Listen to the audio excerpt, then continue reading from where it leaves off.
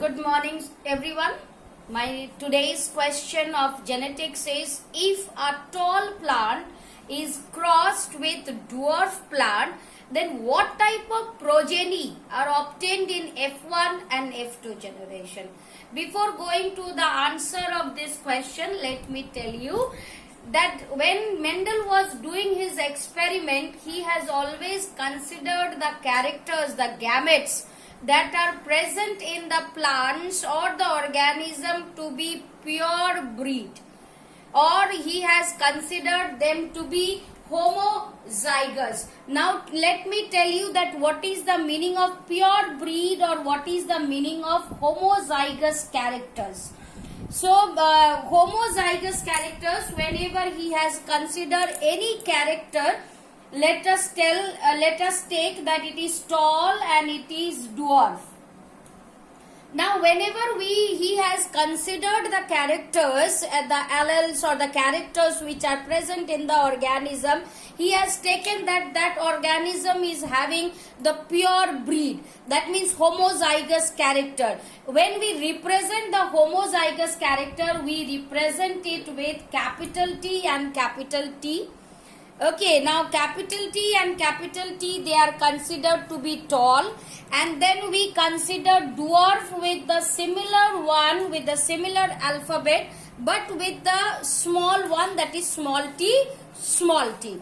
Now these are homozygous. As you can see, I have represented it with the same type of alphabets, that is capital T, capital T. Over here small t, small t. Now whenever we form the gamete, we take one of them, that is capital T and one capital T. Over here also we are going to bifurcate it as small t and small t. Now when the crossing is done, then over here we will have one capital T, one small t. This capital T is when crossed with this small one, it is capital T, small t. When this capital T is crossed with this one, it is capital T, small t. When this capital T is crossed with this one, this is known as capital T and small t. Now, when we observe this, we found that this is known as the F1 generation, this is known as the parent generation. When we observe it, we found that they all are tall. But what is their genetic makeup? Their genetic makeup is one capital T, one small t, one capital T, one small t. Everywhere we find this one. So we can say that if all of them are tall, that means that if one of the alleles or one of the gamete, if it is capital T, then all will be tall. All the offsprings in this generation is tall. So what is the deduction from here? We have taken a tall plant and we have taken a dwarf plant. Okay. The tall plant, we have taken the homozygous character represented by capital T, capital T. When we have taken the dwarf plant represented by small t, small t. Now when we have done the crossing between these two, we found that in the F1 generation, that is the first filial generation, we got the genotype which consists of capital T, small t, and all the organisms, they were tall. All the offsprings, they were tall. Now when these two organisms are crossed, then what will happen? Then we have to go to the second generation. Let us see what happens in the next generation. Okay, we are going to take the plant from the F1 generation. So in the F1 generation, we can take any of the two, having one capital T and one small t. Now when the gametes will come out, they will come out in this form, that is one t, one small t. When we are going to do the crossing between these two, we get capital T, capital T. When this capital T is crossed with this small t, we are having one capital T, one small t. When this small t is crossed with this one, we got small t, capital T. When this small t is crossed with this small t, we got small t, small t. Now you observe that over here we are having both the capital T. That means it is homozygous. Over here we have got small t, small t. It is also homozygous. But over here we have got two different patterns. That is small t and capital T both are present. So they are known as heterozygous. And we found that these three are tall, whereas this one is dwarf. That means the tallness and the dwarfness, you can say three of the organisms will be tall and one will be short.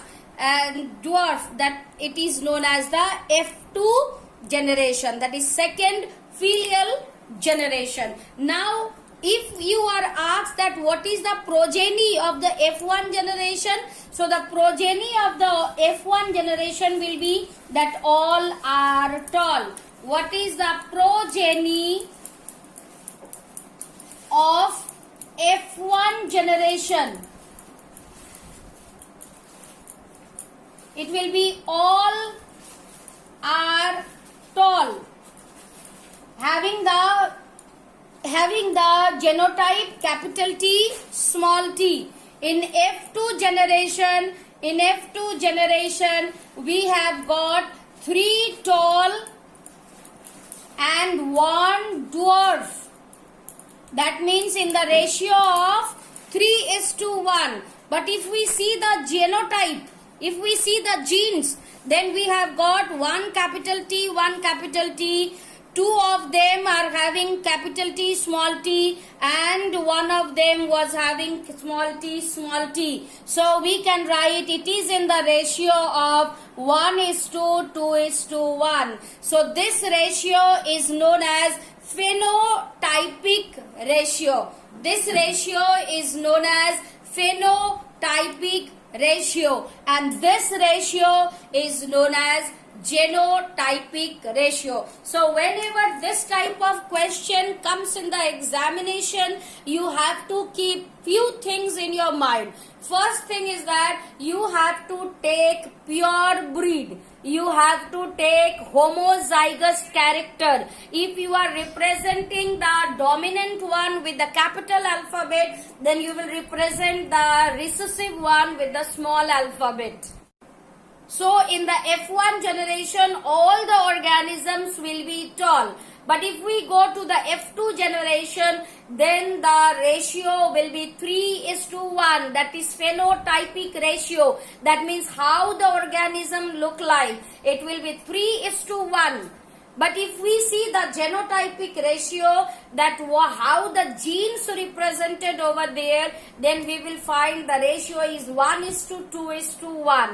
That one of them is totally dominant, 2 of them that is having homozygous character, capital T, capital T.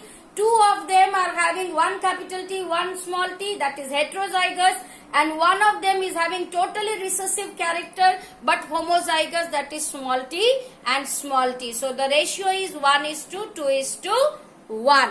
Thank you.